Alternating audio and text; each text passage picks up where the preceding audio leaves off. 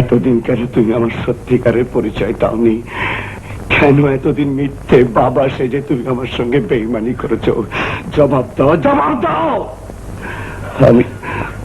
আমি ওকে কথা দিয়েছিলাম, কথা দিয়েছিলে একজন ইমানদার বন্ধু হয়ে তার ছেলেকে মানুষ করবে। আজ বেঈমান বাপ হয়ে কৈফে দাও। তার ছেলের হাতে যে বাপ আজ খুন হলো তার জন্য কে দায়ী? এতদিন মিথ্যা বাবা সে যে কোন ইমানদারের পরিচয় তুমি দিয়েছ? বাপের রক্তে দুটো হাত ভিজিয়ে আমি যে আজ বেঈমান হয়ে গেলাম, আমি বেঈমান হয়ে গেলাম।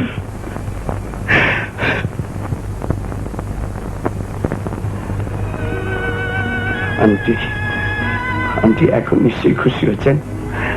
ওই দেখুন রমজান আলী মরে পড়ে আছে। আন্টি, যে আপনার স্বামীকে হত্যা করেছিল তার সেই পাপের শাস্তি আজ তার ছেলে নিজের হাতে দিয়েছে। আন্টি, আমি নিজের হাতে তাকে খুন করেছি। আন্টি, নিজের হাতে খুন করেছি। নাজমা,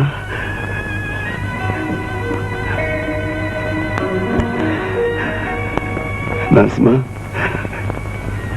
তোমার বাবাকে হত্যা করে আমার বাবা যে পাপ করেছিল, আমি আমি আমি তাকে হত্যা করে তার প্রায়শ্চিত্ত করে গেলাম। নাজমা, তার প্রায়শ্চিত্ত করে গেলাম।